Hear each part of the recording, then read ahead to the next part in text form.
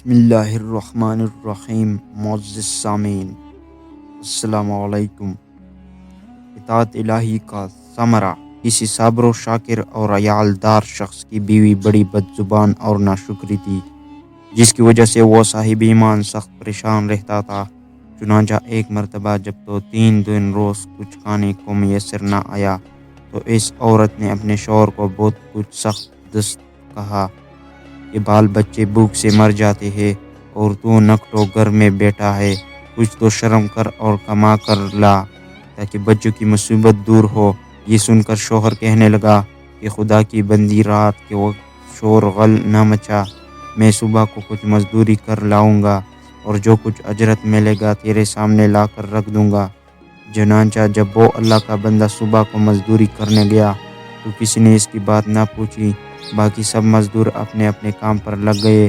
جب اس بندہ خدا نے یہ حال دیکھا تو جنگل میں جا کر عشاء تک عبادت الہی میں مشغول رہا اور رات کو چپکے سے گھر میں جا پڑا کہ خالی ہاتھ دے کر خدا جانے عورت کیا طوفان برپا کرے گی۔ صبح اٹھ کر پھر کہیں سے مزدوری کر لاؤں گا۔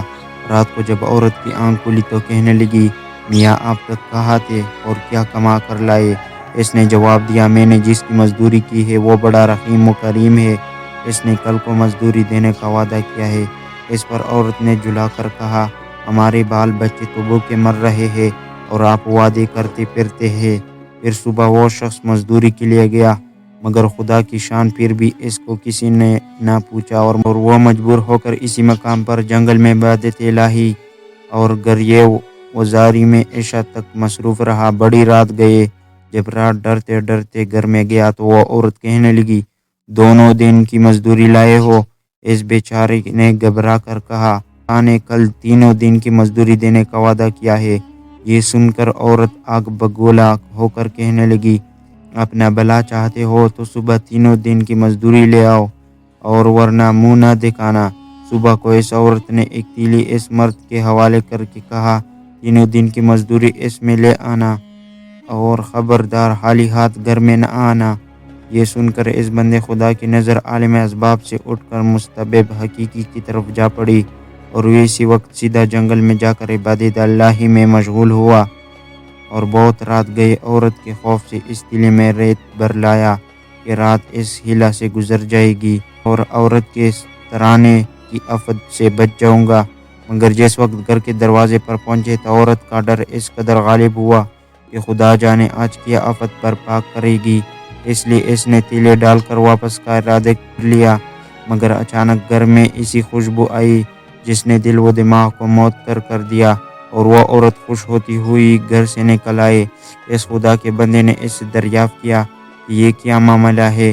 کہنے لگی کہ اندر چل کر اس کی حقیقت سنو اور خدا کا شکر ادا کرو، یقیناً تم سچ کہتے تھے اور تمہارا مضبوطی دینے والا بھی سچا ہے۔ واقعہ یہ ہے کہ میں بچوں کے کھانے پینے کی فکر میں مدہوش بیٹھی تھی۔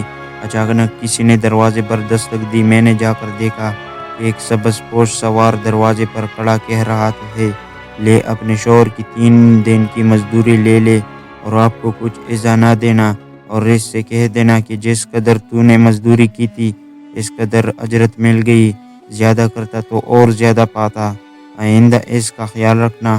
بست پاک اس نے دیا ہے جس میں 50 درہم ہے اور دم بدم اس کی خوشبو و دماغ کو معطر کر رہی ہے۔ یہ سن کر وہ بند خدا اگر یہ وزاری کے ساتھ خدا کی حمد و ثنا میں کھو گیا اور عورت اس کا شکستہ حال دیکھ کر حیران رہ گئی کہ بار خدا کیا معاملہ ہے۔ اس حال میں یہ پریشان حالی کی سی، چنانچہ جب ہوش آیا تو اس نے بتایا کہ اس نے ناشکری عورت، حقیقت یہ ہے کہ 3 دن میں نے کسی کی مزدوری نہیں کی بلکہ دن اور رات عبادت الہی میں مشغول رہا۔ رات کو آ کر تیرے خوف سے یہ ہیلا کر دیتا کہ آقا نے کل مزدوری دینے کا کہا ہے، مگر میرے مالک حقیقی نے اپنے غلام کو سچا کر دکھایا اور تیری رات دن کی آفت سے مجھ کو نجات دی۔ اس پر جتنا بھی اس کا شکر ادا کروں کم ہے۔ دیکھ آج میں اس تیلی میں تیرے ڈر سے ریت بھر کر لایا ہوں، تو اس کو خالی کر لے اور ریت کو پھینک دے۔ جب اس کی بیوی نے چاہا کہ تیلی خالی کرے تو دیکھتی ہے کہ وہ تیلی تو اسے زور و جواہرات سے پر ہے جس نے تمام گھر روشن ہو رہا ہے۔